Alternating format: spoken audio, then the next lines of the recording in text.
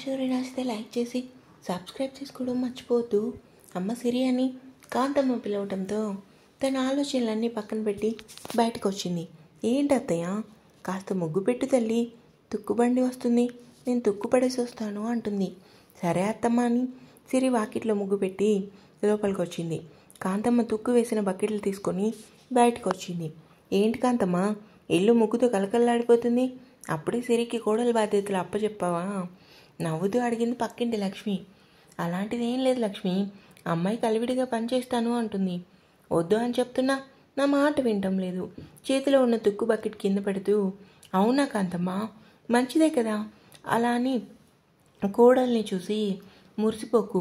ముందు పిల్ల అలానే 10 రోజులు బాగానే ఉంది, కానీ చూసావు కదా తర్వాత ఏం చేసిందో. నా మాటలు తప్పుగా అనుకోకు, సిరిని చూస్తుంటే అలా అనిపించడం లేదు, కానీ మన జాగ్రత్తలో మనం ఉంటే మంచిది కదా అంటుంది. మీరు చెప్పింది నిజమే లక్ష్మి, తన వంశీ సంతోషంగా ఉంటే చాలు. వాడి జీవితంలో చాలా కోల్పోయాడు. సిరి వాడి మనసును అర్థం చేసుకొని వాడితో కలివిడిగా ఉండి తనకు తోడుగా ఉంటే చాలు కంటతడితో చెప్పింది శరణ్యతో. వంశీ ఎన్ని బాధలు పడ్డాడో, ఎంత నరకం చూశాడో కాంతమ్మకి బాగా తెలుసు. కాంతమ్మ, ముందు జరిగినట్టు ఏమీ జరగదు, అంతా మంచి జరుగుతుంది, కానీ వంశీ ఉన్నాడా అంటుంది.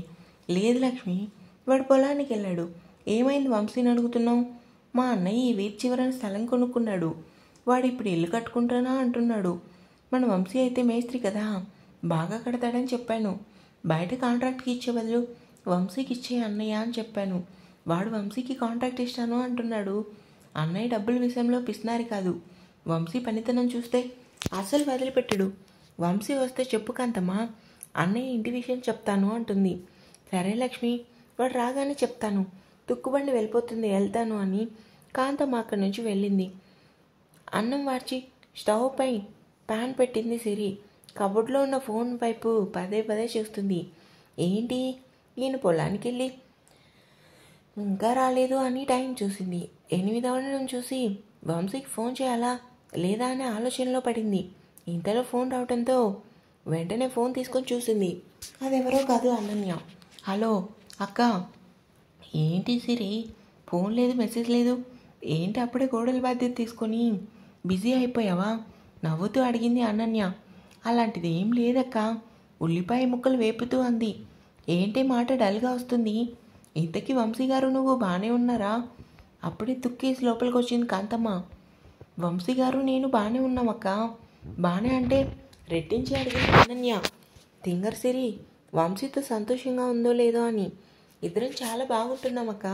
నీకు తెలుసా, ఇప్పుడు నేను ఆయన కోసం పులిహోర కుర్మకూర వండుతున్నాను, ఉప్పొంగిపోతూ చెప్పింది. అలా చెప్తున్నప్పుడు సిరి ముఖంలో ఎక్కడలేని సంతోషం. ఆమె కళ్ళలో ఆనందం చూసిన కాంతమ్మ తనలో తానే నవ్వుకుంది. నీ పులిహోర సంగతి పక్కన పెట్టే, ఇంతకీ నువ్వు వంశీ ఒక్కటయ్యారా? సిగ్గుతో చిట్టుకుపోతూ అడిగింది అనన్య. ఆ మాటలకి సిరి సైలెంట్ అయింది. ఏమైందో సైలెంట్ అయ్యావు? అక్క, నాకు డేట్ టైం కదే, ఇంకా రాలేదు కదా, కోపంగా అంది. నీకు ఎలా చెప్పాలక్క, నా మనసులో మాట ఎవరు లేని టైంలో నీకు ఫోన్ చేసి చెప్పాలనుకొని ఇంకా టైం పడుతుందక్క. ఇప్పుడే కదా ఒకరి కోసం ఒకరు తెలుసుకుంటున్నాం. సరిపోయింది, నువ్వు మారవు. అది కాదక్క, మరి ఎందుకో తెలీదు, మ్యారేజ్ అయిన 1 వీక్ నుంచి ఆయన డల్గా ఉంటున్నారంటే పైకి నార్మల్గా ఉన్నా ఆయన బాధపడుతున్నారే అనిపిస్తుంది అక్క. సరిగా భోజనం కూడా చేయట్లేదు. అవునా, మరి ఎందుకు అలా ఉంటున్నారని నువ్వు అడగలేదా? అడిగానక్క, కానీ ఎందుకో తెలియటం లేదు. నేను అడిగిన ప్రతిసారి ఆయన సైలెంట్గా ఉన్నారక్క, లేదంటే మాట దాటేస్తున్నారు. తన మనసులో మాటని బయట పెట్టింది సిరి. హాల్లో కూర్చుని గోంగూర ఆకులు కోస్తున్న కాంతమ్మ సిరి మాటలు వింటూ మనసులోనే ఆలోచన పడింది. మాట దాటేస్తున్నారంటే అర్థం నువ్వు ఇంకా తనని అర్థం చేసుకోలేదు సిరి. అక్క, నా మాటలకి నువ్వు బాధపడకు. తన ఫుడ్ థింగ్స్ అన్నీ చూడటం మాత్రమే కాదు, మానసికంగా శారీరకంగా కూడా నువ్వు వంశీకి దగ్గర అవ్వాలి. నువ్వు నా సొత్తు అని వంశీ గారు నిన్ను ఫీల్ అవ్వాలి. అలా జరగాలంటే నువ్వు వంశీకి ఫ్రెండ్గా కాదు, భారీగా నడుచుకోవాలి. అప్పుడే కదా మీ ఇద్దరి మధ్యన ఉన్న చిన్న దూరం కూడా పోయి బంధం బలపడేది. అనన్య మాటలకి ఆలోచిస్తూ, నువ్వు చెప్పింది నిజమే అక్క, నేను ఆయన్ని ఇంకా బాగా అర్థం చేసుకోవాలి. తెల్లవారుజామున పొలానికి వెళ్ళారు, ఇప్పటికి ఇంకా రాలేదు అక్క అని దిగులుగా చెప్పింది. వస్తారు సిరి, తన దగ్గర ఫోన్ ఉంటుంది కదా, నువ్వైనా ఫోన్ చేసి ఎప్పుడు వస్తారో అని అడుగు సలహా ఇచ్చింది అనన్య. సలహా నచ్చడంతో సిరి వెంటనే క్షణం కూడా ఆలస్యం చేయలేదు. అక్క నేను మళ్ళీ ఫోన్ చేస్తాను. అవసరం లేదు, నువ్వు ఫ్రీ అయ్యాక అప్పుడు కాల్ చేయి, సరేనా? సరే అక్క ఉంటానని నవ్వుతూ ఫోన్ కట్ చేసి కర్రీ సిమ్లో పెట్టి బెడ్రూమ్కి వచ్చి ఫ్యాన్ స్విచ్ చేసుకొని బెడ్ మీద కూర్చుంది. కోడలు వంశీ ఫోన్ కోసం సిగ్గుతో రూమ్కి వెళ్ళటం చూసిన కాంతమ్మ తనలో తానే నవ్వుకుంది. చూస్తుంటే సిరి ఫ్రెండ్ మంచిగానే మాటలు చెప్తుంది అనుకొని తన పనిలో పడింది. పొలంలో ఉన్న కలుపు తీసి బయటికి వచ్చాడు వంశీ.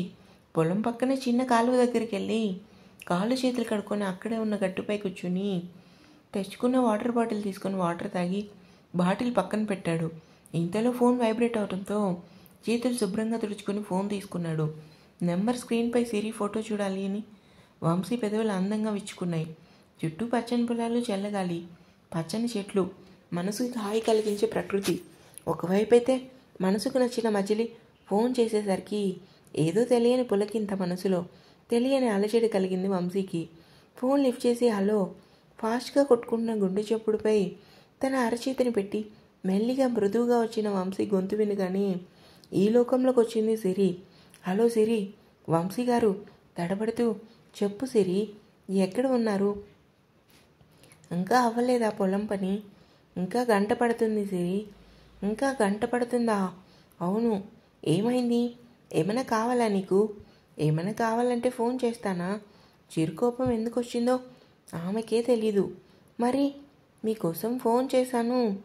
ఏం తినకుండా తెల్లవారుజామున పొలానికి వెళ్ళారు. టైంకి తినకపోతే మీ ఆరోగ్యం ఏం కావాలి? ముందు ఇంటికి రండి, టిఫిన్ చేసిన తర్వాత మిగిలిన పని చేసుకుందరు. ఇంకో గంట అయితే అయిపోతుంది సిరి. మళ్ళీ ఎండ వచ్చిందంటే కష్టంగా ఉంటుంది. గంటలో నేను ఇంటికి వచ్చేస్తా కదా. సరే అండి, తొందరగా పని పూర్తి చేసుకొని రండి. నువ్వు టిఫిన్ తిన్నావా అని అడుగుతాడు వంశీ. తిన్నాను అంటుంది. తిన్నావో లేదో నీ మాటల్లోనే తెలుస్తుంది. నేను వచ్చేసరికి ఆలస్యం అవుతుంది, నా కోసం వెయిట్ చేయకు, టిఫిన్ చేశారే నా ఉంటాను అంటాడు. సరే అండి అని సిరి ఫోన్ కట్ చేయగానే వంశీ తనలో తానే నవ్వుకొని ఫోన్ పక్కన పెట్టాడు.